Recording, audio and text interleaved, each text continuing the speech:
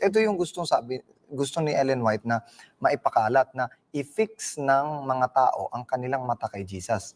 Hindi sa Hindi sa sarili nila o sa kautusan. Oo. Kasi minsan may tendency tayo na tumutok sa kautusan.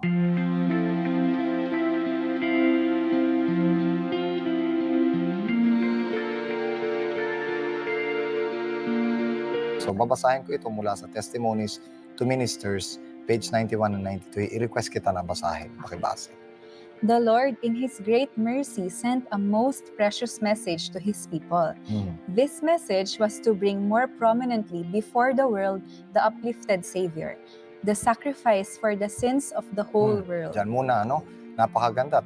Binanggit dito, the most precious message to His people. Hindi lang to His people. Of course, binigay ito sa atin. Binanggit, this message was to bring more prominently before the world. So, inuna muna niya yung people. So, dapat malaman muna ng bayan ng Diyos. Pagkatapos, ibibigay ito more prominently sa buong mundo. At ano pa, as the uplifted Savior, iaangat yung Savior, the sacrifice for the sins of the world. Hindi ba ito rin yung naging role ni John the Baptist? Hindi ba't hindi rin ito ang naging role ng mga apostol ng Panginoon? Siya ring magiging prominent role ng church sa huling araw. This is the words of Ellen White in TM91, Testimonies to Ministers, page 91. The Lord in His great mercy sent a most precious message to His people through Elders Wagner and Jones. This message was to bring more prominence before the world, the uplifted Savior. So dapat daw magkaroon ng prominence. Yung uplifted Savior, yung uplifted yung nasa cross, the Savior. The sacrifice for the sins of the whole world. Nakakonect siya kay Elders Wagner at saka si Jones. Pinili daw ng Diyos itong dalawang lalaki na ito na magdala ng most precious message to His people, na magdala sila ng mensahe sa kanilang bayan. Ano yung mensahe na yun? To bring more prominence before the world, the uplifted Savior, para maging mas mataas si Kristo. Uplifted, si Kristo yung sentro bilang sacrifice for the sins of the world. Pakituloy.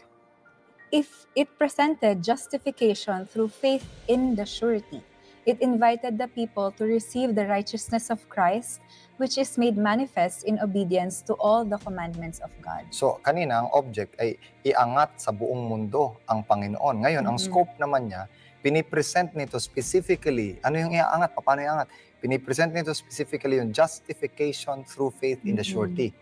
Pag sinabi nating surety, para itong siguro, para itong security system o security policy na pinagbebenta natin yung justification by faith bilang life policy na meron tayong eternal life, parang may life insurance. Ayan, siguro. Saka, Pastor, nung nandyan na tayo, ano po ba yung justification? Paano natin siya mai-explain ng mas simple? Yan. Pag binanggit natin justification, inaring ganap sa Tagalog. Medyo justification is not that you are not just, hindi ka ganap, kundi ikaw ay justified o inari ka lang na ganap. Ibig sabihin, pinagpalagay ka na ganap or itinuring kang ganap. Hindi ka talaga ganap. So, napakaganda niya kasi bagaman hindi tayo karapat-dapat na ariing ganap, inari tayong ganap. Isa lang kasi ang ganap talaga, ang Diyos. Lahat tayo makasalanan. Kaya inari niya na lang tayong ganap. So, justification. Tinuring niyang ganap. So, itong message na ito ang importante yung maipabigay sa mga tao. Okay. It presented justification through faith in the surety. Nakafocus po sa justification, hindi sa sanctification. Ang gospel, kundi sa justification, kasi doon tayo naliligtas eh. It presented justification through faith. Marami nagsasabi, yes, may justification, pero dapat ituro din natin yung sanctification para balanse. Yes po, I believe na may sanctification, pero kung mag-preach tayo ng gospel, dapat justification. Because yung sanctification, yun na lamang yung experience ng believer kapag tinanggap niya na si Kristo. Yung isang tao na hindi pa mananampalataya, kinakailangan i-share natin sa kanya yung message ng justification para siya maligtas. Nasasabihin natin na si Kristo namatay na sa cross para ma-justify siya sa kanyang mga kasalanan, para iligtas siya. And in reality, ligtas na nga siya. At kapag tinanggap niya yung message ng justification, he is already saved. Kaya yung gospel po nakasentro sa justification. Hindi siya Hindi siya kinakailangan shadow justification, sanctification, no. Justification lamang po. At yung sanctification, kapag tinanggap niya na si Kristo, magiging experience niya na yung sanctification. Next, sabi dito, it invited people to receive the righteousness of Christ. Ibig sabihin, ang pinag-uusapan ditong justification ay pag naniwala ka na si Kristo ay righteous at which is made manifest in obedience to all the commandments of God. Righteous siya because He is righteous, sabihin na natin by nature, righteous siya, hindi siya nakagawa ng mali. But at the same time, yung qualification ng law, natupad niya. So hindi pasado siya sa qualification ng law. It invited people to receive the righteousness of Christ. Ang invitation sa mga tao, tanggapin yung righteousness ni Kristo, hindi yung righteousness magitan ng pagsunod sa utos, ano? Which is made manifest in obedience to all the commandments. Yes, kinakailangan tayong sumunod sa utos, pero hindi tayo nagiging righteous dahil sa pagsunod sa utos, kundi yung pagsunod natin ay manifestation ng righteousness ni Christ na ating tinanggap. It invited people to receive the righteousness of Christ. Tungkol po siya sa righteousness by faith. Ang ibig sabihin po ng righteousness ay obedience. So, ang message po dito, obedience ni Kristo. Ang nagtanggal ng ating mga kasalanan, nagbigay sa atin ng qualification sa heaven ay yung pagsunod ni Kristo sa law. Hindi yung pagsunod natin. It's not our own righteousness. Ito ang problema ng mga Hudyo. Naniniwala sila na sa magitan ng pagsunod nila sa utos ay maliligtas sila. And the problem is nahawa yung church sa paniniwala na iyon. Kaya sobrang halaga sa atin ng Ten Commandments. Dahil naniniwala tayo na may bahagi sa pagkaligtasan natin yung pagsunod sa utos. No po. Dito binibigay lahat yung kaligtasan natin. All is placed in the righteousness of Christ. At yung righteousness of Christ, pwedeng mapasa atin through faith. Maniniwala lang tayo na si Kristo ay sumunod sa utos, siya ay namatay sa cross. And then, pag tinanggap natin yung by faith, we are saved. Kaya righteousness by faith. But hindi po winawala yung law. It is made manifest in obedience to all the commandments of God. Kung meron kang faith, nakikita sa pagsunod mo sa utos. Yung pong sinasabi ng message na yun. Many had lost sight of Jesus. They needed to have their eyes directed to His divine person, His merits, and His changeless love for the human family.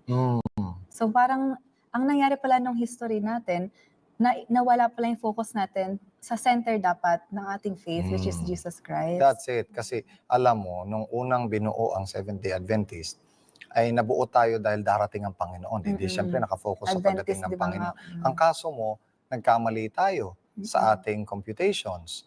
Hindi natin alam na pumasok pala ang Panginoon sa kabanal-banalan dako. Ngayon, nung makita natin yung sanctuary, in-explore natin yung buong sanctuary, kasama na yung Ten Commandments. Nung na-focus tayo sa Ten Commandments, nawala yung isip natin sa pinaka-purpose ng Ten Commandments. Ayon sa pag-aaral natin nung una, ang focus ng Ten Commandments para makita natin na tayo makasalanan. At dahil tayo makasalanan, kailangan natin ng Savior.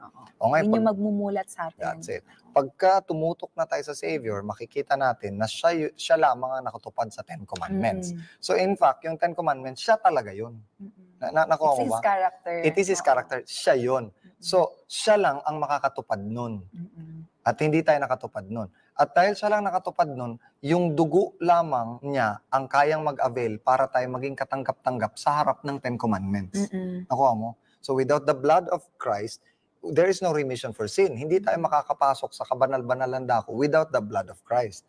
So yung blood ni Christ lamang ang makaka-avail na tayo ay maging righteous sa harap ng Ten Commandments. Or else we will be judged by the Ten Commandments. Ito yung gusto ni Ellen White na maipakalat na i-fix ng mga tao ang kanilang mata kay Jesus. Hindi sa sarili nila o sa kautusan. Kasi minsan may tendency tayo na tumutok sa kautusan.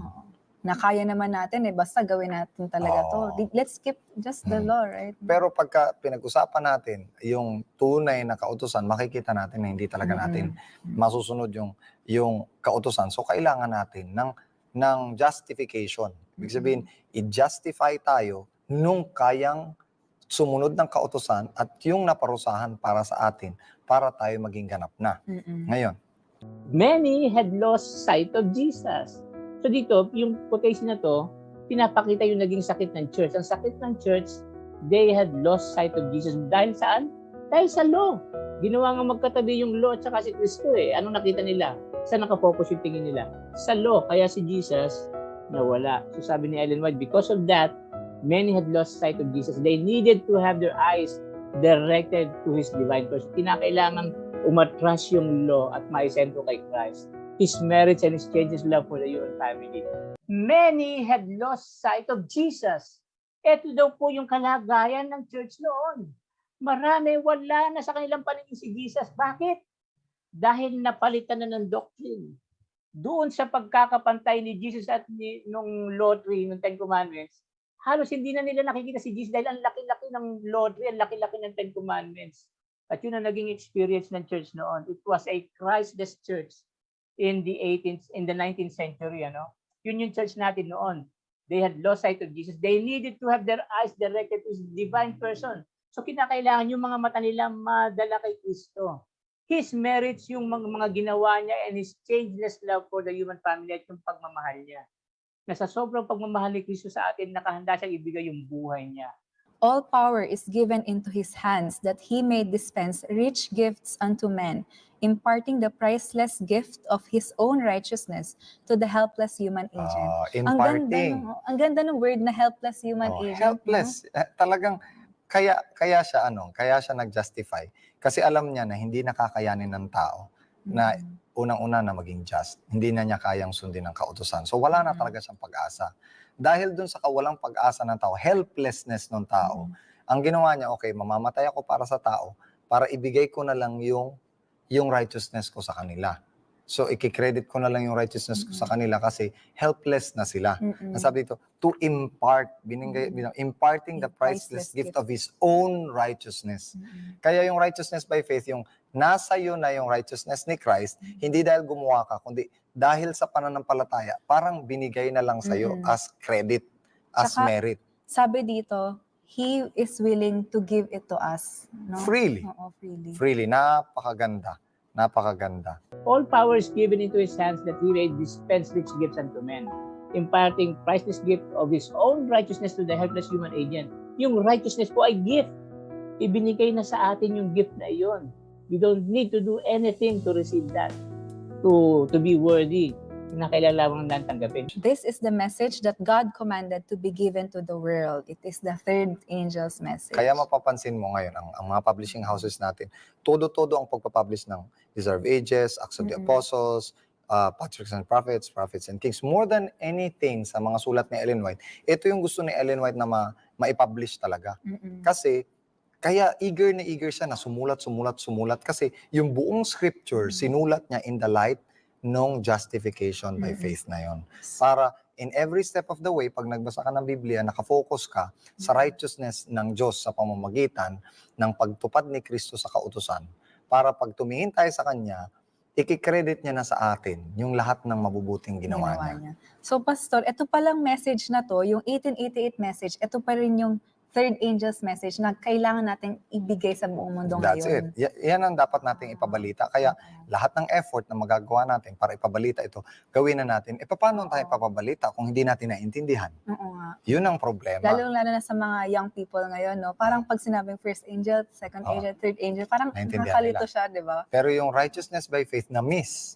O ngayon, kung titignan natin, itong 1888 message na to, 1887 pa lang, piniprepare na ang puso ng mga Seventh-day Adventists para tanggapin ito. Sad to say, hindi lahat tumanggap. Meron din tumanggap. This is the message that God commanded to be given to the world. Mahalaga ito. Ito yung message na tatapos ng gawain. Ito yung dapat na dalhin natin sa sanglibutan. The righteousness of Christ, not our doctrines, not the Sabbath, not the doctrine of the dead, not about tithing, kundi righteousness of Christ ang message na dapat dalhin natin sa sanlibutan. Yan ang three angels message. That is the gospel. It is the everlasting gospel. Ito po, mahalagang ito. Gusto kong idiin ito. This is the message that God commanded to be given to the world. Ito daw po yung message na kinakailangan ipangaral natin sa buong sanlibutan. Hindi yung doctrines natin ang dapat ipangaral natin, kundi si Kristo. Si Kristo dapat itaas natin. This is the message that God commanded to be given to the world. The uplifted Christ na nagligtas sa atin sa magitan ng kanyang righteousness. So ituloy natin to, no? It is the third angel's message. Pakibasa. It is the third angel's message, which is to be proclaimed with a loud voice and attended with the outpouring of His Spirit in large measure. So nakita mo yung reality na pwedeng mangyari kung tatanggapin itong message na ito at saka kung sino yung mag-attend, kung paano ito i-empower ng Panginoon. Napakaganda. Sabi niya, it is the third angel's message which is to be proclaimed with loud voice. Kaya dun sa three angels message, meron doong loud voice na sinasabi. Yung nakita niya, nag-proclaim yung three angel at sinabi niya na ito yung loud voice na dapat na i-attend. Kasama na doon yung fear God, give glory to Him, and the hour of judgment has come. Pero ang pinakatalagang dala-dala niya yung everlasting gospel. It's the third angel's message which is to be proclaimed with a loud voice. Yan yung loud cry, yung loud voice na yan. And attended with the outpouring of His Spirit in the large measure. Yan yung latter rain, yung outpouring of His Spirit. So yung loud voice at saka yung loud cry at saka yung latter rain connected with the message of righteousness by faith na kinakailangang ipangaral natin sa sanlibutan. Yan po yung sabi ni Ellen White.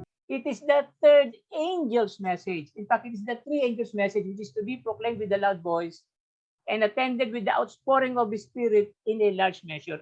Ito pong outpouring of His Spirit na ito, this is the latter rain. So ang latter rain po ay hindi siya kapangyarihan galing sa Holy Spirit. Diba naghihintay, sana dumating na sa akin yung latter rain, magkakaroon ako ng pangaral. No. The latter rain is a message.